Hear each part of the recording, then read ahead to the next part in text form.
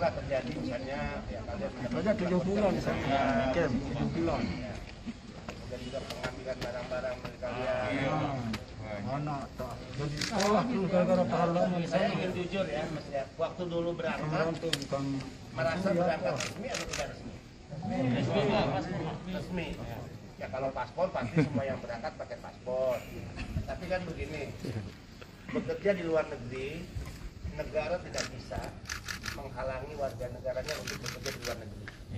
Yang negara lakukan justru memfasilitasi. Nah, memfasilitasi itu salah satunya kalau dulu ya harus melalui perusahaan yang memang dia mendapatkan izin untuk menempatkan. Kedua, karena bekerja ini kan tidak serta-merta kita dari kampung kemudian masuk ke negara lain, ya kan? Kemudian bekerja di perusahaan ataupun di ladang, enggak, kita harus punya bekal. Nah, bekal itu biasanya harusnya ya dibekali melalui pelatihan. Dulu sempat mengikuti nggak kayak pelatihan, pendidikan sebelum berangkat? Enggak kan? Dulu oleh orang diajak atau melalui perusahaan resmi? orang. Ya. Nah kalau begitu, ini dipastikan ya bahwa keberangkatan itu tidak resmi. Karena untuk berangkat ke negara-negara penempatan harus melalui perusahaan yang resmi memiliki izin.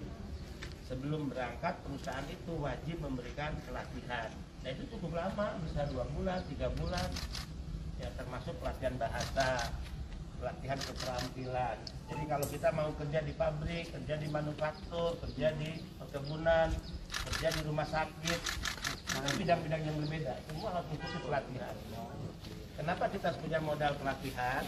Kita memiliki keahlian, keterampilan, kemampuan berbahasa. Itulah yang akan memposisikan kita, ya, posisi kita ini dihargai oleh perusahaan atau oleh majikan yang akan berbanding lurus dengan berapa besar hak-hak yang harus kita terima. Nah, biasanya mereka yang berangkat tidak resmi, disitulah awal perlakuan tidak menyenangkan akan diterima. Karena apa? Karena mereka menganggap kita tidak resmi. Nah, tidak resminya kita itu menjadi sandera bagi mereka. Jadi mereka bisa memperlakukan apapun. Kita hanya punya paspor, tapi visa kerja kita nggak punya. Perjanjian kerja kita tidak ada. Jadi mereka tetap akan menganggap kita ilegal. Ya, jadi mereka, otoritas negara itu akan menganggap kita ilegal. Nah, kadangkala kalau kita sudah diberikan label ilegal, mereka akan memanfaatkan kita disandera untuk kita diperlakukan apapun maunya mereka. Termasuk mereka nggak mau juga memberikan gaji yang besar. Karena kalau kita mau melawan, mau protes, kita ditakut-takuti, sehingga nanti akan dilaporkan ke aparat penegak hukum di negara mereka. Akhirnya mau tidak mau kita tunduk, kan? Walaupun kita kesel, walaupun kita marah, walaupun kita mau protes, mau berontak. Nah, dengan kembali ke Indonesia ini berpikir nggak untuk kembali lagi ke Malaysia? Ada. Kenapa? Kapok atau apa? Atau bosan atau apa? Ini buat pengalaman saya pelajaran dalam Sudah 5 tahun. Jangan nanti tahun depan ketemu lagi terima kepulangan, ketemu lagi. Ya. kenapa kita tak ada ilmu, Lagi di Malaysia. tak ada pandai. Pak, ada yang bicara di belakang apa? Mencari Ada yang uang. bicara di belakang. Nah, coba. lagi di Malaysia, polisinya sama imigrasinya pencuri.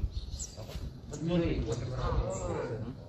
Sudah ditangkap orang kita diambil. Ada yang udah pernah 2 kali, 3 kali kembali ke Indonesia nggak? Tak ada, saya baru Semua baru 1 kali pulang nih. Yang benar. Ini ada. 3 kali lah Pak. 3 kali. Pernah nggak mendapatkan perlakuan yang tidak menyenangkan dari petugas kita di Indonesia? Enggak ya, waktu kembali masuk ke Indonesia ya. Ini dipotong rambut sendiri atau dipotong di sana? Potong paksa. Udah dipaksa suruh bayar.